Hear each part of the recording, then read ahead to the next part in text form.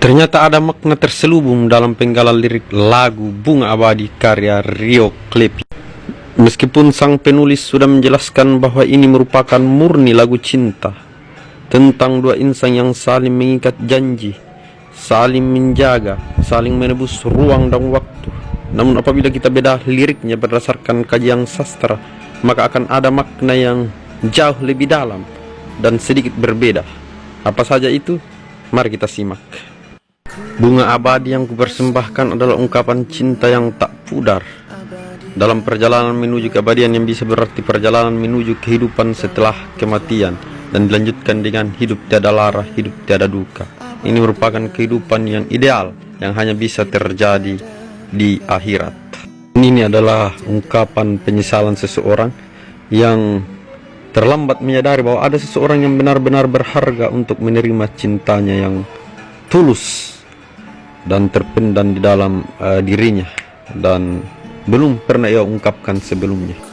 Dan ini adalah ungkapan rasa kehilangan yang begitu besar terhadap seseorang yang sangat berarti, bahwasanya segala hal yang ada dan tercipta dunia ini terasa hampa, tidak bermakna atau tidak berharga sama sekali tanpa kehadiran orang tersebut. Menebus ruang dan waktu adalah sebuah indikasi upaya untuk melampaui batasan. Artinya adalah dia mengingat kenangan-kenangan yang telah lalu seolah-olah itu adalah nyata. Kemudian terjalin gelak tawa, sedih dan merayu. Ini adalah penunjukan tentang hubungan tersebut penuh dengan warna, melibatkan kebahagiaan, kesedihan dan lain-lain.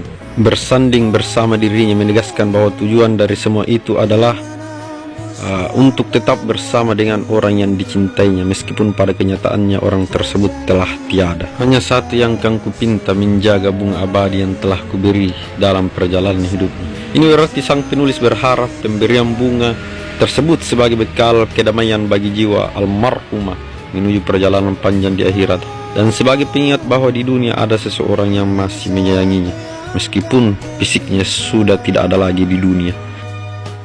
Dan sebagai disclaimer bahwasanya ini merupakan hasil interpretasi pribadi berdasarkan pengalaman. Sebagaimana kita ketahui bahwa setiap karya seni itu bersifat subjektif, semua orang berhak untuk menginterpretasikannya, dan tanpa mengurangi rasa hormat terhadap maksud sesungguhnya dari penulis lagu.